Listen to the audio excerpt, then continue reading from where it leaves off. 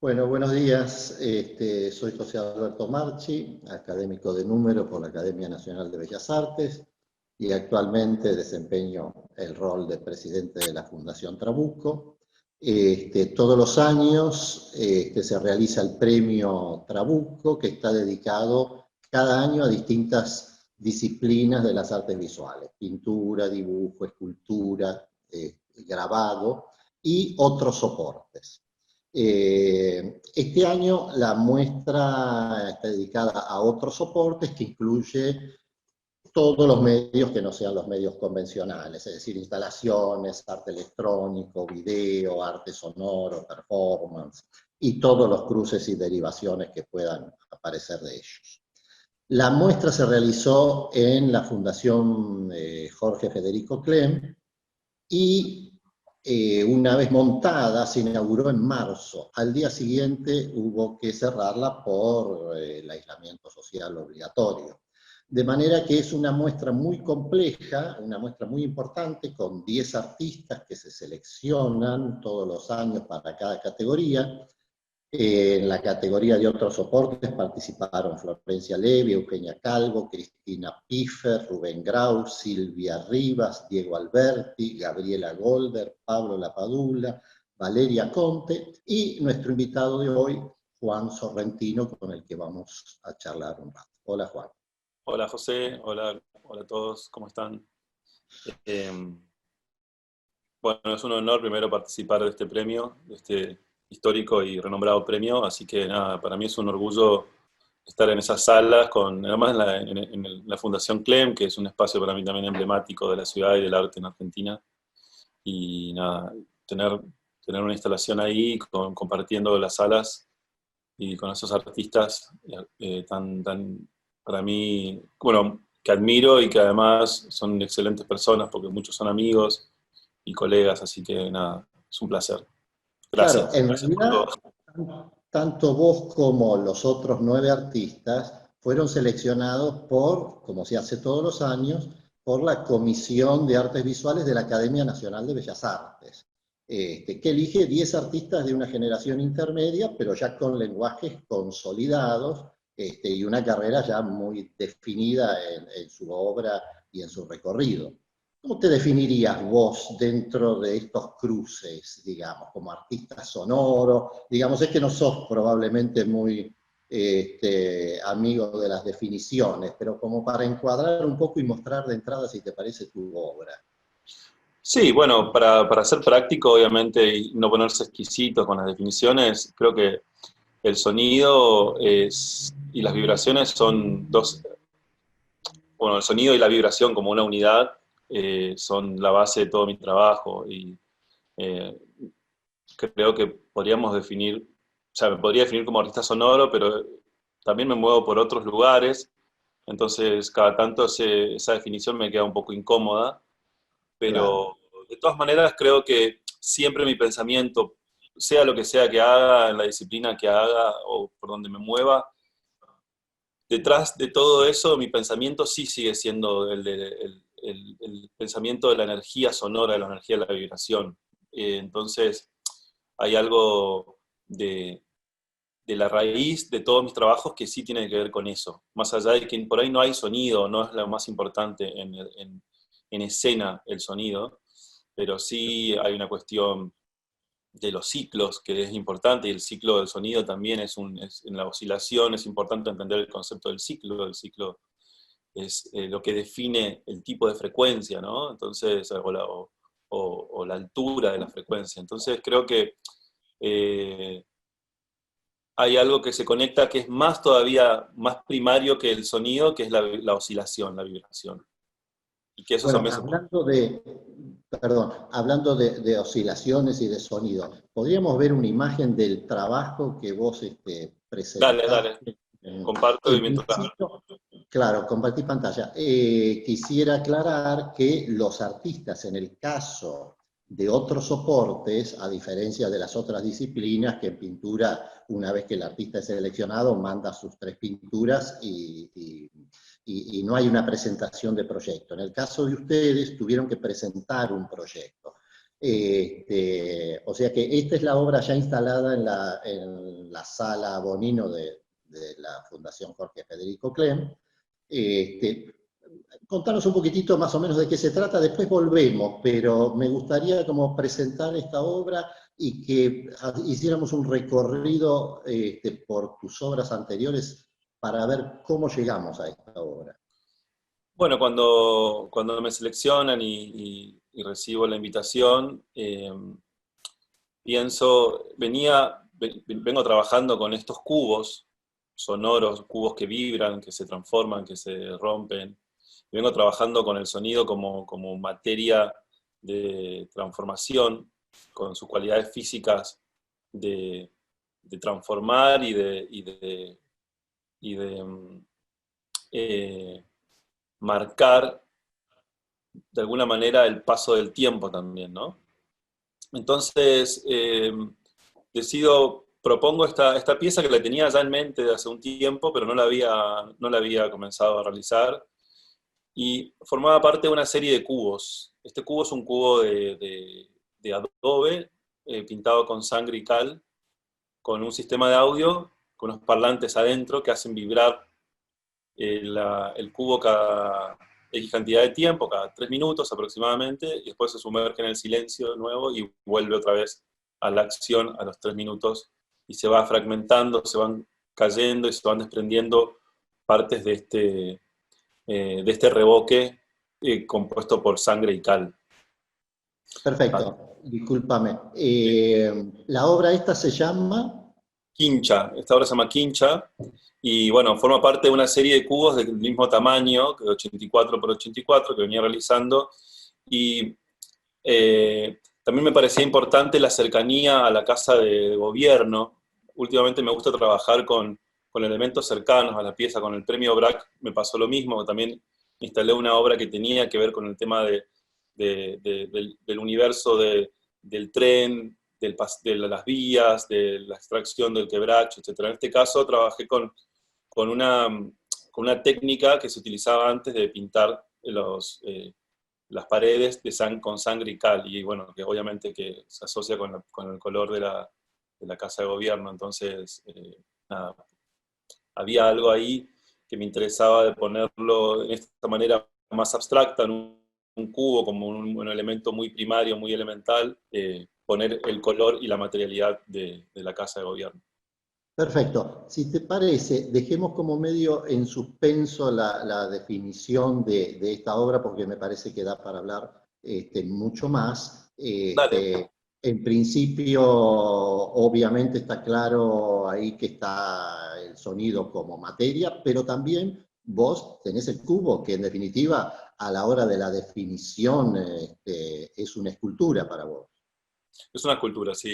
En este caso funciona en escultura y también como algo como de instalación, Claro. con ese otro cubo de hierro que contiene el sistema de audio que hace que vibre el cubo. Pero bueno, todo esto viene un poco de mi forma de trabajar, donde mezclo los ejes de la arquitectura, acá el sonido y la naturaleza. Esto lo pongo como para aclarar cuáles son las bases de mis trabajos, por lo menos de los últimos, no sé, 10 o 20, 15 años. Sí, perfecto. Eso está clarísimo ahí definido así como en estos sectores. Si querés, vamos ahondando un poquito en eso, sí. Dale, sí. Entonces, como que hay algo de la arquitectura, obviamente que está atravesada por el sonido, la naturaleza también, y hay en casos donde todo esto se mezcla y todo está en la misma escena, digamos, la naturaleza, la arquitectura y el sonido, y bueno, donde los límites son más difusos. Entonces, eh, en cuanto al sonido, me gusta mucho trabajar con las frecuencias que están cercanas al límite del rango audible. Aquí vemos en este gráfico que tenemos el 20 hercios y el 20.000 hercios, que es aproximadamente el rango en el que escuchamos, ¿no? Todos estos trabajos de los cubos y de los objetos que vibran y se transforman están más cercanas a estas ondas de graves. 20 significa como las frecuencias graves y 5.000, 20.000 las frecuencias agudas. Y Claro. a medida que uno se va llegando al estado cero, entramos en las oscilaciones y en las ondas sísmicas, en el infrasonido.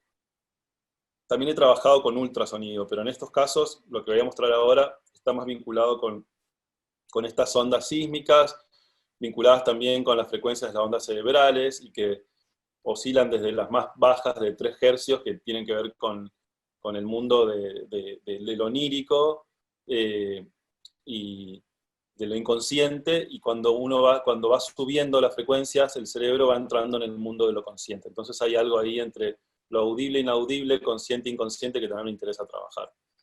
Al mismo tiempo, bueno, vos serás muy consciente de que tanto las ondas inaudibles como las exageradamente audibles producen un efecto físico en la audiencia y en los espectadores. Y sabés que tus obras son bastante problemáticas a la hora de una instalación colectiva, ¿no es cierto?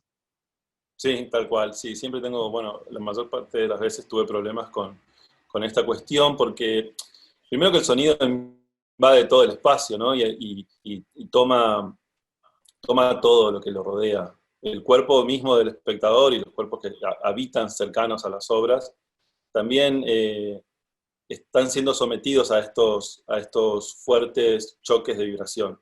Uno por ahí no escucha claramente con el oído las frecuencias graves, pero sí las puede percibir por ahí con el cuerpo. Y esta idea del cuerpo como un cuerpo resonante, ¿no? Donde hay ciertas frecuencias que comienzan a hacer vibrar partes del cuerpo, huesos, o resuenan en distintas cavidades.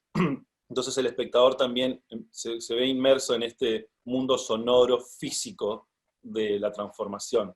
Y bueno, obviamente que las ondas sonoras pueden ser usadas para muchas cosas, ¿no? También es usada como un arma de guerra, y ya hay sistemas, digamos, de digamos, anti-manifestaciones, anti-conglomeraciones, sistemas de audios muy potentes que obviamente al impactar en el cuerpo generan mareo, malestar, etc.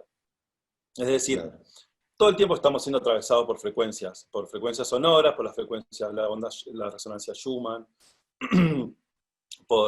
digamos, vivimos en un mundo de oscilaciones, los planetas se mueven, se desplazan, que la incidencia de estos planetas en nuestro comportamiento diario, en nuestra forma de percibir el mundo. Digamos, estamos todo el tiempo moviéndonos en un mundo donde está todo el tiempo en constante movimiento y oscilación en torno a algún objeto u otro, ¿no? En torno al Sol, en torno a esto, en torno a su eje. Lo que Entonces, pasa es que, en definitiva, no somos muy conscientes de ese cruce que tenemos constantemente de frecuencias. Ante tu obra, es como que uno corporalmente siente ese efecto de la frecuencia, o por muy baja o por muy alta. Digamos, la sentís como en el cuerpo. sí, tal cual, es exactamente lo que decís. Tiene que ver con eso, con que en algún momento ya el oído no es el medio que nos conecta solamente con la vibración, sino es el cuerpo que resuena, que vibra. Un Y poco decime, lo que siente el cuerpo es lo que siente el objeto en algún punto, ¿no? claro, es lo que hace al objeto, que el objeto también está vivo, por eso también tiene su movimiento, su composición y su descomposición. Este cuadrito donde pones silencio, sonido, reposo, acción. Bueno, justamente hoy mencionaba el tema de que la obra por momentos está en silencio y por momentos suena.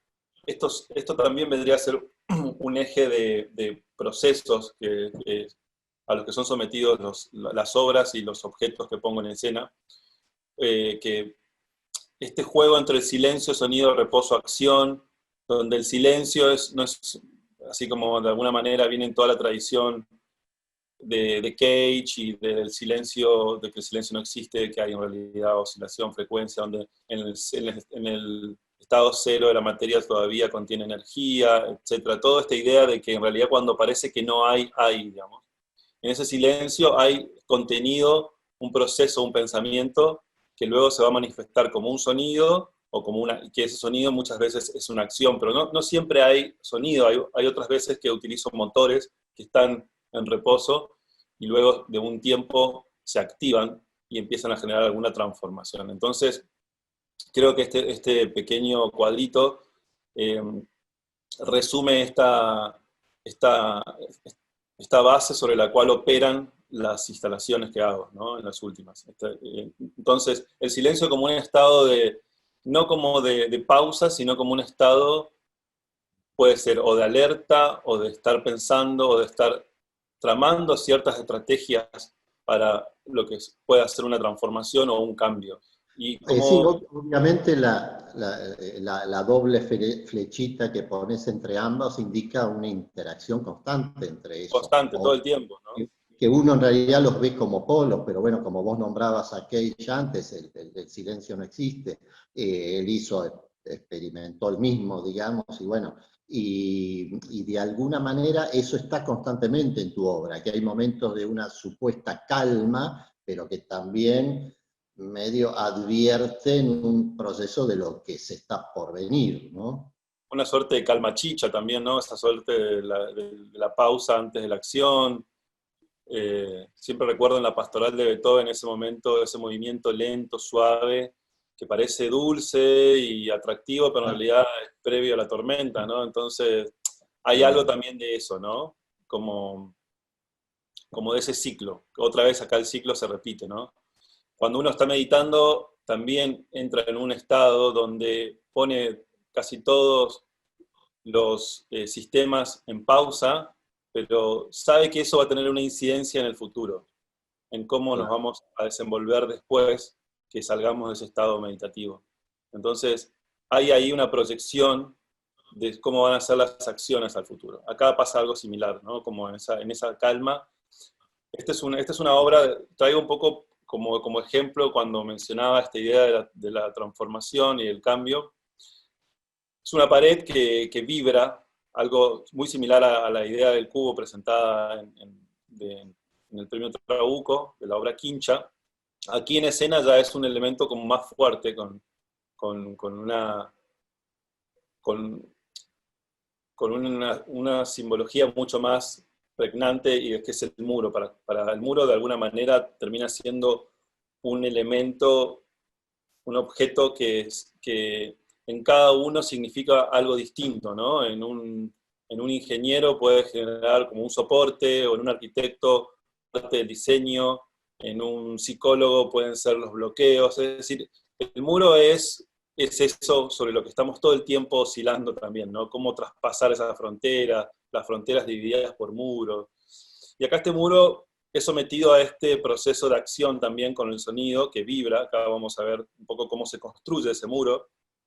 Esos muros, discúlpame, Sí. vos los mandás a hacer, los haces vos, ¿cómo es el proceso? Es un trabajo no, trabajo con albañiles, con asistentes que me ayudan. He aprendido el oficio de tanto trabajar y trabajar en mi casa, que cuando me hice una casa en el monte chaqueño, y ahí aprendí mucho de las técnicas de la mampostería, de la albañilería, la carpintería, etc. Entonces, como trabajo a la par con ellos, voy montando el muro al mismo tiempo, y por ahí la técnica del revoque sí me la quedo yo, porque es una técnica para revocar el muro que me gusta ir modificando, ir alterando el material para que tenga respuestas distintas a la vibración. Entonces, es una cosa medio difícil de explicar, que a veces me conviene hacerla directamente yo. Pero este Claro, muro no, pero, tiene una caja de resonancia en el medio, es como un muro hueco. ajá. Pero digo, es muy importante para vos el contacto con la materia, digamos. No es que da lo mismo que lo hiciera otra persona. Es decir, para vos el contacto con ese muro, con cómo lo cubrís, claro, ahí están fotos donde estás vos trabajando, claro. Eso es en Chile, claro. Estoy trabajando, acá estoy trabajando con asistentes, con ayudantes. Pero sí, para mí es muy importante estar presente y estar en contacto con la materia. La materia todo el tiempo a mí me inspira otras cosas. Es decir, estar cerca del ladrillo, cerca del cemento, cerca de la cal, cerca de la arena, cerca de todos esos materiales. En el momento del hacer también hay un feedback, y que posiblemente se vea manifestado en una siguiente obra, ese feedback que tengo con los materiales. Por lo tanto, Claro. yo necesito estar cerca de los materiales. Mi trabajo está vinculado directamente con ellos, más allá de todo lo que uno pueda establecer a nivel de ideas, del mundo de las ideas, del mundo de los sentimientos, del mundo de los conceptos, etcétera, que también obviamente son importantes, pero creo que mi taller, más allá de que sea, tengo mi taller donde hago mis obras, estar en las obras, construyendo los muros, los cubos, etcétera, me permite como un espacio de creación también para futuros proyectos. Por lo tanto, es una lógica que vengo utilizando medio inconsciente, pero después me di cuenta de que cada obra iba dando una nueva obra como una articulación en ese ir y venir que tengo con los materiales. Porque me parece también, me imagino que vos al contacto con la cal, con el cemento, con los materiales, también debes tener una percepción sonora de lo que puede acontecer con esos materiales. Y yo tengo todas las antenas prendidas cuando estoy trabajando ahí, entonces creo que, no sé, ahí estoy martillando un ladrillo, después eso se manifestó en otra obra que es más adelante, digamos, toda Claro. esa percepción, esos estados de, de atención a mi entorno y a los materiales, me retroalimenta y me da como Son nuevas los que te obras, van ¿no? diciendo qué hacer, claro. Entonces como que los escucho los materiales, escucho los entornos, escucho. Bueno, en ese sentido, por eso digo que tengo esta cuestión del sonido como base, porque cuando digo, no es que estoy viendo una obra y me inspira una obra, siento que escucho los materiales. Y Claro. por eso creo que me defino como artista sonoro. Más allá de que posiblemente haya obras donde no hay sonido, siento de que los estoy escuchando. Y algo me están diciendo cuando estoy ahí en escena. Entonces, para mí es re importante este momento de creación y de acción y también de producción, porque en algún punto también estoy en el medio de la producción de la obra. Bueno, y ahí, por ejemplo, esto es en Chile, en la Bienal de, de Artes Mediales, que justo ese año era el sismo, Mirá. el tema central, el temblor, perdón. Bueno, acá está el muro terminado, y acá está el muro del otro lado, que todavía no había mostrado, donde están los parlantes, que emiten estas frecuencias graves muy fuertes, entran adentro de ese espacio resonante de ese muro y generan estos desprendimientos de materiales que también para mí son importantes. Esto no es que se tiene que barrer, ¿no? Es parte de la obra. Las pequeñas partículas, los pequeños pedacitos de revoque que van cayendo al suelo y también van generando una trama y una huella de esa transformación, ¿no? También Ahí no hay ningún cálculo, digamos, vos podés tener un cálculo de la potencia o del sonido que usás con respecto a la resistencia del material, pero después la manera en que eso se va derrumbando o se va carcomiendo o se va moviendo es un poco impredecible.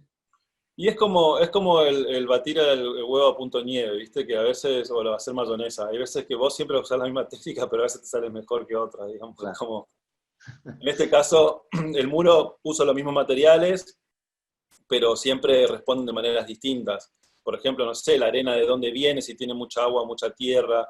Por ejemplo, en Claro. Chile me pasó que la arena que usaron era muy distinta, pero se caía a pedazos el revoque. Pues en otros casos, en otros lugares, por ahí la arena, que de alguna manera busco debilitar un poco el material, y es importante entender de que entre capa y capa de revoque yo voy coloreando con ferrite. Ajá. Entonces, son varias capas de ferrite, de revoque, coloreadas con ferrite. Lo que hace esto es que se desprende una capa y aparece un nuevo color. Y esto remite a la técnica, a una técnica de muralismo que se llama esgrafiado en revoque, que es cuando los muralistas revocan las paredes de muchos colores, o bueno, van directamente al lienzo ese que es entregado a todos los muralistas de la misma manera, y tienen que construir su mural, la tradición de ese muralismo, y la someto con este muro a otro tipo de proceso que va desde adentro. Es decir, la vibración en este caso viene desde adentro y va tirando las capas exteriores y va generando una trama, que bueno, eso es un poco lo que veíamos hoy, ¿no? Eso, por ejemplo, en esta foto se ve bien acá, sobre los hierros que salen de una punta del muro, cómo se empiezan a caer. Ese fue como el primer día que se prendió la obra. La obra no explota, y no va a explotar nunca, y no va a hacer nada grave, digamos. Lo que va a suceder es que se va a empezar a agrietar y con el tiempo se van a ir viendo estas transformaciones. En este caso del muro siempre trabajo con una idea de un muro terminado de un lado y cortado del otro, como si hubiese sido sacado, como extraído de su origen. De su medio, claro. De su medio, es como que en algún lado se ven las tripas de este muro, y del otro lado se ve como cierta terminación. Por eso siempre hay, en este muro también, acá se ve también al fondo cómo caen los hierros, esos hierros cortados, que son como la parte de lo que entrelaza estas partes del muro. Y también a mí me sirven como sueldo a esos hierros los aros de metal donde se atornillan los parlantes. Los parlantes, sí. De esta manera la vibración también se transmite por la vibración del hierro a través de todo el muro. Y eso me ayuda muchas veces a generar vibraciones en lugares que por ahí el sonido no llega a resonar de tal manera y no caiga al reboque. Pero como te digo, el muro, por más que repita la técnica, cada vez es un muro distinto. Claro. Y bueno, y en esa lógica planteé también en una muestra, a la par del muro, un espacio que era el sótano de la galería, con bolsas, muchísimos kilos de polvo de ladrillo, que es el ladrillo picado, ¿no? Sí. También contribuía a este polvo con el resultado de unas performances que hacía durante el proceso de construcción del muro, que invitaba a acciones donde convertía el muro, el ladrillo en polvo con un martillo. Entonces, nada, él invitaba a que la gente vea ese momento de casi de la alquimia de los materiales, ¿no? De convertir o devolver un poco el material a su origen, ¿no? Al polvo. Entonces, esta sala contenía todo ese polvo, que, bueno, obviamente no fueron todos los ladrillos que yo piqué, pero sí estaban ahí mezclados, entrelazados con ese polvo. Y acá lo que pasa es que... Sí, perdón. Veo que es como un videíto, tiene sonido, tiene Sí, movimiento esto. justo estaba por darle Es muy play. interesante que el público pudiera sentir, digamos, de qué estamos hablando cuando hablamos de sonido. Tal cual, sí, porque hasta ahora lo obviamos. Ahí va. Ahora doy play para que se vea un poquito cómo accionan los materiales con el sonido.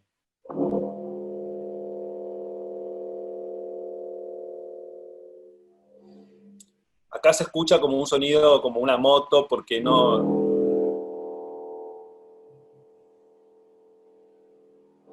La obra no me deja hablar. No se escuchan las frecuencias graves. No, bueno, pero se escucha, pero digo, al mismo tiempo.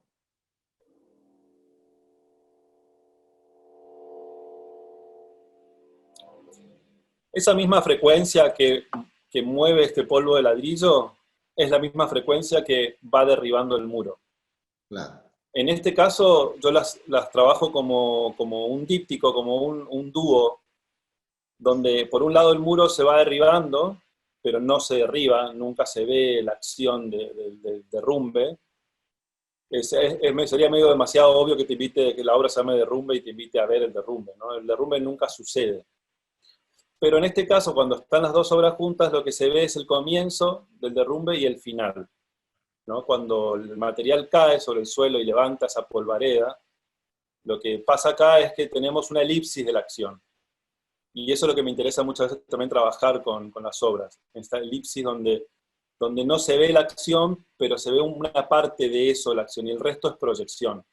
Acá lo que pasa en el medio es un poco lo que uno quiere, Claro. ¿no? Pero nunca se ve el derrumbe, pero cuando material cae, levanta ese polvo. Entonces, por un lado está el sonido que derriba el muro lentamente, y por otro lado está este sonido que está tratando de mover ese polvo en el espacio, y casi como un intento inútil de volverlo a las paredes, porque el espacio termina totalmente cubierto de polvo de ladrillo, digamos. Cuando uno entraba a esa sala, estaba todo cubierto. Eso te iba a preguntar. ¿Uno puede entrar en esa sala? Sí, sí, va a entrar en esa sala y uno decide si quiere entrar o irse o esperar, pero sí, se Claro. metía a una polvareda. Pero bueno, uno pasa al lado de una obra, no sé, en un edificio, y a veces hay un montón de polvo y sigue caminando, digamos. No, no, Es no es tan curioso no es tan nocivo, digamos. perdón, es curioso que recién vos dijiste parece sonido de una moto, pero en realidad a mí me sonó más a una trompeta tibetana. Antes hablaste de meditación y sonaba como esas trompas tibetanas así bien graves que mueven todo también. No, totalmente, no. Lo que pasa es que con la grabación se pierden y en la transferencia también del streaming se pierden mucho las frecuencias graves. Un Claro, poco yo proyectaba una idea, claro, uno escucha un sonido y proyecta lo que quiera. Yo estaba con modo moto, estaba en modo trompeta tibetana. no, Me pero gusta digo, más tu eso mirada, también igual me gusta más tu eso, mirada, la mía es como más básica. no, pero eso es lo que tiene de atractivo también tu obra, que los cruces van desde el albañil, desde la pintura mural, a las capas de las veladuras de la pintura tradicional, es decir, como que hay un montón de cruces infinitos de cosas, Sí, ¿no? sí, parece un gesto en algún punto relativamente sencillo, pero está rodeado de- de detalles que convergen en esto, y para mí también son obras que resumen muchas cosas que tengo en mente o que vengo pensando o que siento o que me atraviesan, digamos, como no, creo, por eso también siento que son obras significativas en mi trabajo porque resumen muchas cosas, ¿no? Desde Sí, el resumen, muralismo del litoral hasta, digamos, la acción física de transformadora, ¿no? De todo. claro, al mismo tiempo lo atractivo es que lo resumen o vos interiormente sentís que toma todo eso, pero no lo hacen de una manera obvia, que eso es lo más atractivo de la obra, ¿no? Y no sé cómo, no es que sea intencional buscar la no obviedad, pero me sale así y creo que después de mucho tiempo de trabajar y ver que esa constante en todos mis trabajos, creo que ahora ya la aprovecho un poco más consciente, ¿no? De evitar ciertas cuestiones obvias, pero me sale así, es como que natural. En algún Sí, sí, punto me gusta que no, casi ningún trabajo que hago es obvio en relación a lo que se está planteando. Me gusta dejar mucho espacio a mí, como que también esta cuestión del sonido y el espacio es dejar espacio al espectador a que piense medio lo que quiera. bueno, Pero es lo que estábamos hablando recién, que vos sí, hablaste de moto y yo hablé de tal trompeta cual. tibetana. Por Este, ejemplo, el caso del muro es un caso muy particular porque los textos que se escribieron en torno al muro se escribieron desde la psicología, la arquitectura, la claro, ingeniería, digamos, desde muchos lugares. Cada uno tomó el muro como una bandera de sus intereses, de sus inquietudes y proyectó ahí. Y para mí eso ya está, es como sucede. Ahí cuando las cosas suceden es porque ese espacio permite que los demás puedan moverse libremente dentro de la obra. Cuando la obra está condensada mucho hacia una dirección, no permite, para mí, busco un poco eso, ¿no? Y también busco, y cuando me encuentro con obras que me dan espacio, siento de que se encuentra de alguna manera esa libertad en el arte que uno busca cuando habla del arte, ¿no? Y de la proyección.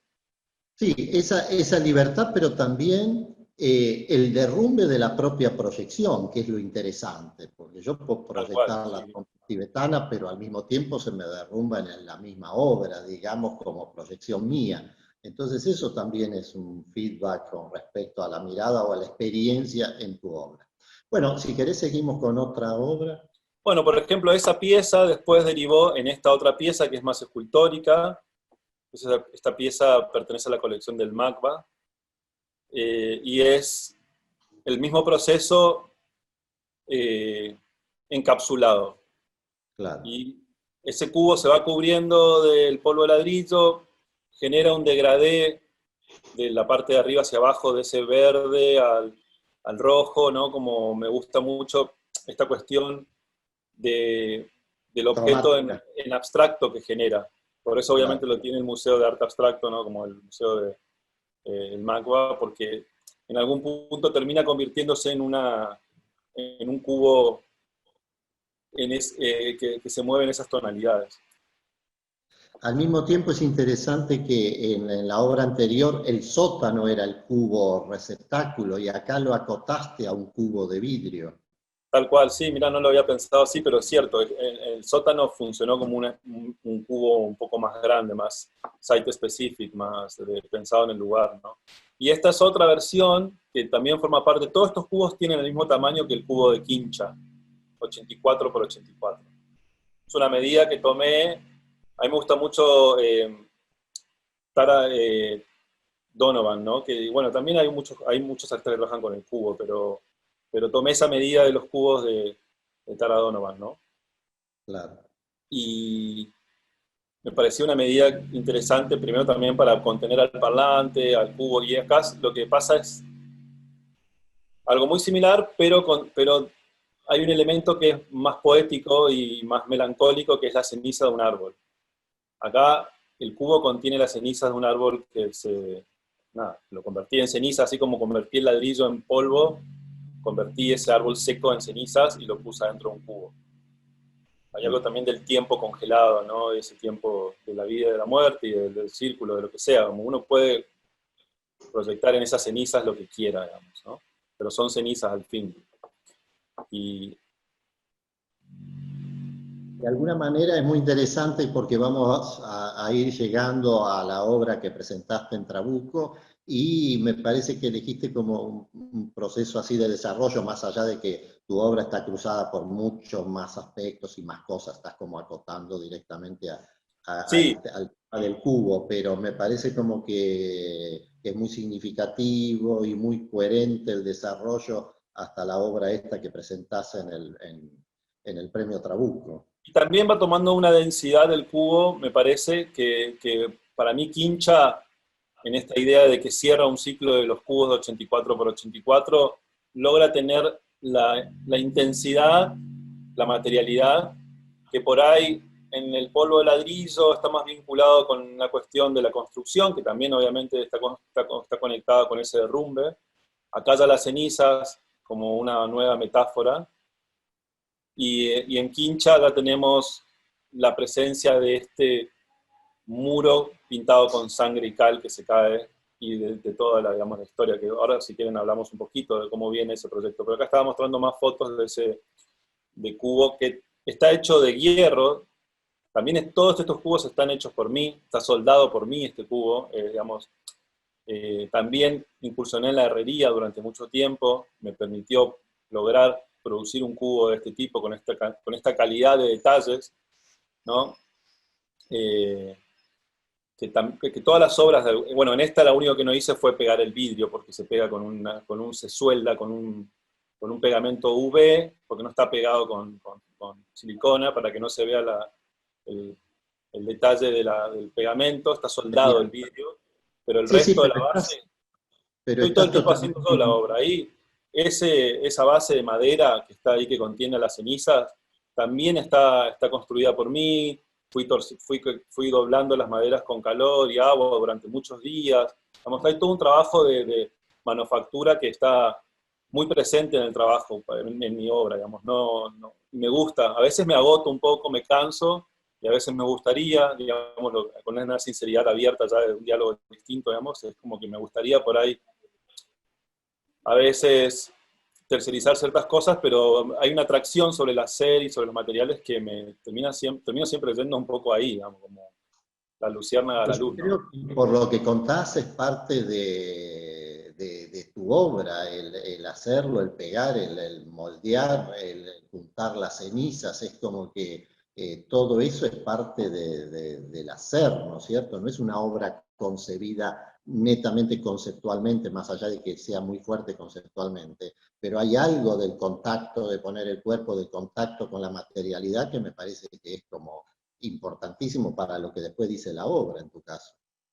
Sí, sí, por más que sea poner el cuerpo también es descargar un poco la batería, ¿no? A veces necesito recargarla, pero a veces la descargo mucho, eso es lo que siento, ¿no? Pero bueno, es parte, no sé ser otra persona, es como soy así, no me sale de otra forma, pero bueno, en algún punto a veces reniego con eso, pero en este caso, por ejemplo, otro cubo de 84 por 84, esta versión es de Portugal, usé mayólicas del mercado, no mayólicas del mercado negro, porque en Portugal hay un mercado negro de las mayólicas muy grande. Son Ajá. carísimas, carísimas, carísimas, se van a vender por 200 euros algunas mayólicas. En este caso no es el caso de ese tipo de mayólicas, pero fui al mercado, a un mercado de remanentes, digamos, de empresas, no es que fueron extraídas y robadas, pero Portugal sufre todo el tiempo. Esto, uno camina por Portugal y se va a encontrar con edificios históricos que le faltan 2 o 3 mayólicas y que ya no nos hacen más, entonces quedan esos agujeros, esos espacios. Y se empieza a dibujar algo en, en esa transformación. A mí me interesa un poco también lo que queda, ¿no? Acá como vemos que aparece el gris del pegamento, del cemento, en el muro aparecen los colores detrás, digamos, siempre hay algo que aparece de esa transformación y que también es interesante y es rica, digamos, en su respuesta. No es que, ay, qué pena que se cayeron, quedaba tan lindo así, no. Hay No, es que algo de... en algún punto es parte del diálogo que estableciste de entrada entre el silencio y el sonido. Es como que ese vacío y lo completo, el aparentemente vacío del material solo y de la mayólica, es tanto uno como otro, hablan juntos, digamos. Y acá me interesaba mucho el tema de que estas mayólicas, como las ves, no sé, para mí son hermosas, casi Sí, todas. divina. Cada vez que se rompía una, se activaba como una sensación de angustia, de tristeza. O sea, no, uy, se cayó esa mayólica que era tan linda y se rompió en 1000 pedazos. Bueno, hay algo de eso también en esta obra que me interesa rescatar, ¿no? Esa cuestión de la belleza hecha pedazos, ¿no? Sí, de la fragilidad en definitiva de la Y la belleza. fragilidad también de eso, ¿no? Entonces, hay un contenido, como hoy hablaba con Quincha, que está cerca, por cercanía a la Casa de Gobierno, hay un diálogo con un site específico más global, más de barrio, más de entorno, con las vías del tren y el quebracho en BRAC, en el Museo de los Inmigrantes, también había un diálogo con el entorno. En este caso también hay un diálogo con el entorno, con la historia de la tradición de esto en Portugal, y además porque hay algo muy interesante, los marnotos creo que se llamaban, no me acuerdo muy bien, que eran los trabajadores de la sal que juntaban la sal para los barcos, puedan después, para que en los barcos puedan conservar el bacalao, ¿no? Entonces lo metían en sal, entonces había muchos trabajadores de la sal. Y en ese intercambio, a veces que las empresas no tenían dinero, intercambiaban mayólicas de todas distintas, entonces cuando uno va por esos eh, lugares donde trabajan la sal, que no recuerdo el nombre, ahora tienen un nombre en Portugal, veía las casitas de los trabajadores Con, revocadas de esta misma manera, ¿no? Como con esta misma lógica de mezclar mayólicas de distintos colores, distintas formas, figuras, etc. Entonces, me gusta conectar un poco en un site específico más global, por ahí no tanto del lugar exacto, sino de lo que sucede en ese entorno, y no irme tan lejos, ¿no? Entonces, creo que esta obra también, eh, bueno, acá pasa algo parecido, en esta es una versión, la primera versión que hice en Medialab Prado, en una beca que gané del Fondo Nacional de las Artes, eh, y estuve trabajando en el Medialab Prado, y bueno, esta es la primera obra de todas estas, como el prototipo de experimentación. También lo muestro porque acá utilicé eh, azulejos de un baño, de una cocina, pero bueno, acá se ve cómo se caen y se rompen. Lo que no tengo en el registro de la obra de Portugal, lo tengo acá, entonces sirve un poco para simplificar y graficar lo que sucede. Bueno, y en esta sí, acá llegamos a la obra, finalmente al cubo de Premio Trabuco está Quincha. expuesto que está expuesto en Clem, que de paso me había olvidado decir, cuando vuelvan, cuando terminen las restricciones, la muestra va a estar abierta al público durante un mes en la Fundación Jorge Federico Clem. Así que Veremos. esperamos que se pueda ver en vivo y no solamente que quede en estas fotos y en esta charla, que son por demás interesantes, pero tu obra y las obras de los otros 9 artistas necesitan la presencia es irreemplazable. Bueno, contanos un poco cómo hiciste esto. Bueno, este cubo tiene esta técnica, está construido con esta técnica de- del adobe, que es paja entre maderitas, pueden ser de bambú, de lo que sea, lo que se encuentre. Uno construye muy rápidamente estos muros, en este caso este cubo, y después lo revoca con tierra y arena y arcilla y la puede colorear con lo que sea, con cúrcuma, con lo que tengas a mano. Eh, Hace muchos años hice varios cursos de permacultura y de bioconstrucción y donde aprendí ciertas cuestiones que tienen que ver con, con la- con estas formas rápidas de construir viviendas que no tienen la intención de permanecer mucho tiempo, muchos años. Bueno, aprendí toda esta técnica, cuento un poco al margen de la obra, porque también la obra eh, cuando vayan al premio y bueno, vayan al CLEM pueden ver y leer sobre esto, pero me parece que estos detalles que tienen que ver con mi pasado, de cómo fui aprendiendo esta técnica de construcción, me llevaron a construir este cubo, que luego lo cubrí con barro, acá se ve. Es muy liviano, muy fácil, o sea, muy liviano, digamos, muy fácil de hacerlo, pero después se pone muy pesado, y eso es justamente lo que vamos a hablar después, porque yo no sabía que iba a ser tan pesado este muro, este cubo. Bueno, ahí se ve en una foto cómo están los parlantes ahí adentro del cubo.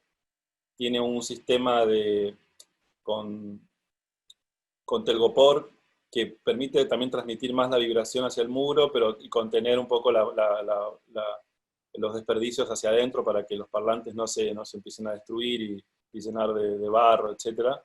En este Claro. caso necesitaba que los parlantes, y necesito que los parlantes queden funcionando la mayor parte del tiempo. Los parlantes a veces se me queman porque los someto a cosas que no están, digamos, para los que no están preparados. Digamos. Meter un parlante en polvo de ladrillo durante un año y es muy probable que a los 6 meses, todos los días, se te rompa, ¿no? Pero bueno, acá necesito que los parlantes se mantengan vivos y funcionando. Después se tiene un primer revoque con cal, que se ve ahí el medio, y ya acá estaba haciendo las pruebas de sonido, de vibración, viendo cuál era la frecuencia que mejor resonaba el muro y generaba. Sí encontré en esta materialidad, y nunca lo había probado antes, y eso es cierto, es la resistencia. Al tener este, este sándwich de paja, hace que las frecuencias sean absorbidas por el muro y se transfieran muy poco. Por lo tanto, es una técnica que es más allá de las capacidades de aislación que tienen a nivel temperatura, por eso son usadas también, porque contienen mucho el clima interno de la casa, digamos. Si es fresca, se Ah, mantiene fresca, si está calefaccionada, se mantiene calefaccionada. Por lo tanto, las construcciones de adobe, al no tener el material cristalizado, que es el ladrillo, que permite la transferencia de energía rápidamente, el ladrillo está cristalizado, entonces es como que todo se transfiere más rápido. Se va, o sea, si está caliente de la casa, se va para afuera, y si hace calor afuera, se mete para adentro. En este caso, el adobe es muy térmico, está buenísimo las capacidades que tiene. Y en este caso, a nivel sonoro, también me generó, por eso tuve que poner dos parlantes, porque me generaba mucha resistencia, necesitaba más potencia sonora para hacerlo vibrar. Y sí, bueno, es nada, muy paradójico que un material aparentemente más este, frágil, ¿no? más frágil de repente resultó ser mucho más resistente a todo, o más permeable, más dócil como para adaptarse a cualquier presión o de sonido o de temperatura, ¿no? Y acá, bueno, un poco después de construir esas paredes con esa técnica de la quincha, después cubrirla con sangre, con cal, para que me dé como una base más blanca, para después sobre esa base pintar con sangre y cal. Y acá ya se ve el cubo pintado con sangre y cal, a ver si tengo una foto más, perdón. Ahí está, bueno, creo que no, esa es la última foto. Sí, que vos contabas que esta cuestión de la pintada con sangre fue toda una experiencia también, no lo habías hecho nunca. No, no, fue muy, o sea, además de muy difícil de conseguir la sangre, fue un enchastre total. El taller quedó lleno de sangre, cal, porque nada, es muy difícil ir probando las mezclas. que no se coagule, que no se ponga verde, digamos, yo no estoy acostumbrado, digamos, a pintar con cal, y también, a la vez, como esto es un proyecto, como bien mencionabas al principio, de que uno presenta un proyecto en una obra terminada, también del SketchUp o del dibujo que uno hace a la realidad, hay todo un proceso que, nada, yo lo viví y en un momento fue también de aprender un montón, porque es re complejo pintar con sangre y tal, no es que tipo mezclas así y ya está, digamos. Y conseguir la sangre, que también es re difícil, que te vendan sangre así porque sí, nomás, y no sos un productor de nada, digamos, como, ¿para qué querés la sangre? Y bueno, nada, el enchastre que hice en el taller, gracias a mis amigos y colegas en el taller que justo creo que ese domingo cuando lo pinté no fueron, entonces no creo que no vieron, no llegaron a ver el quilombo que hice, pero trabajé con mi asistente, con Lucas ahí, fuimos todo el día pintando y fue una experiencia Bueno, muy divertida porque probábamos distintas cantidades de sangre con cal, a ver el color, tratar mirando la foto de la casa rosada, a ver cuánto se parecía, lo difícil de lograr esa tonalidad, es muy difícil de lograr, tampoco la tonalidad de la casa rosada, no sé cómo era en la historia, porque lo que uno ve ahora es la versión pintura sintética, ¿no? Pintura industrial.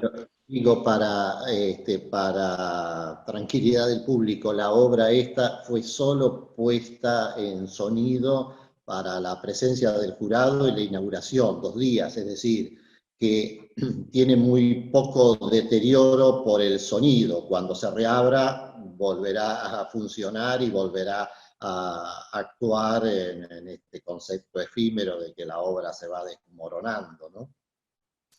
Sí, también creo que justamente tocaste un tema que no habíamos mencionado mucho y mi interés por esta idea de crear objetos que se van transformando, se van rompiendo, se van deteriorando, apuntan hacia una especie de ruina, no a la idea de un objeto finito, terminado para ser montado en la pared o en un espacio, sino que hay algo también ahí de la cuestión del objeto del arte en la actualidad, ¿no?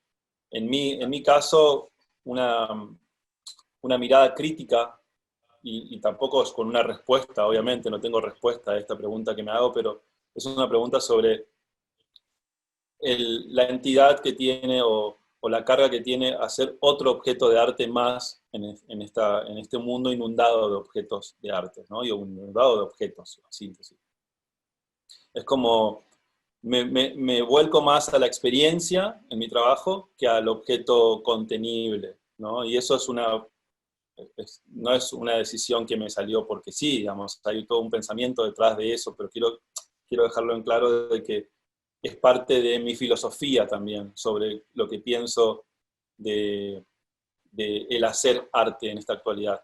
Y un poco con la tradición de Mata Clark y de todos los artistas que yo admiro y admiro tanto su trabajo como su pensamiento, ¿no? Para mí Mata Clark es un referente en un montón de aspectos, ¿no? O sea, buscar esos edificios medios en ruina, hacerle unos tajos, cortarlos y esperar que, bueno, nada, que después esos edificios sean demolidos y esa obra efímera, pero a la vez una acción que contempla el paso del tiempo y contempla también lo intangible y lo incontenible de lo que es una experiencia, ¿no?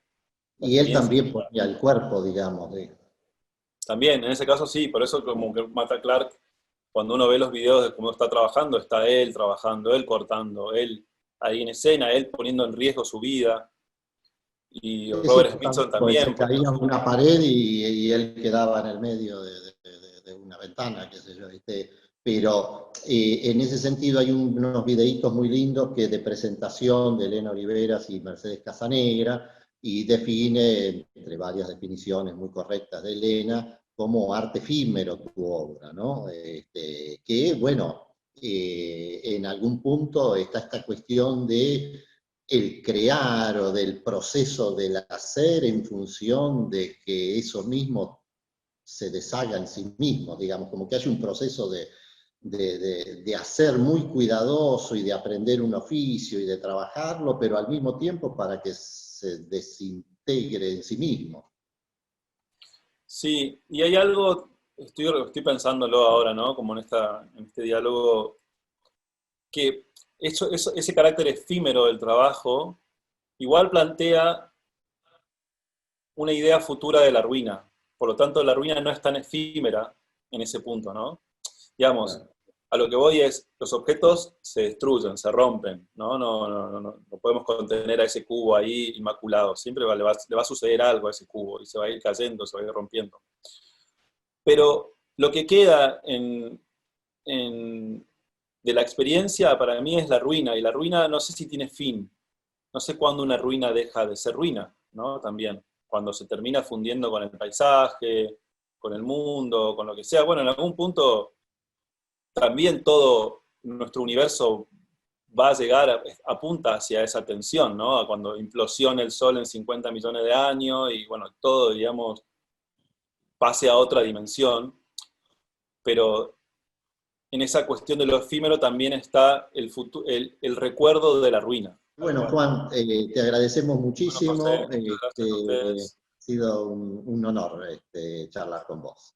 Bueno, para mí también, y para mí un honor estar ahí, así que agradezco mucho a los miembros de la Academia por haberme elegido para seguir construyendo el cuerpo de mi trabajo, que va a estar todo el tiempo mutando, y nada, para mí, además de participar, me sirvió, obviamente a cada artista, todas estas experiencias nos sirven para seguir creciendo, ¿no? Y evolucionando, así Claro. que fue, gracias al Premio Trabuco pude dar un paso más en toda esta mirada sobre mi propia mirada, sobre mi trabajo, digamos, y sobre el contexto.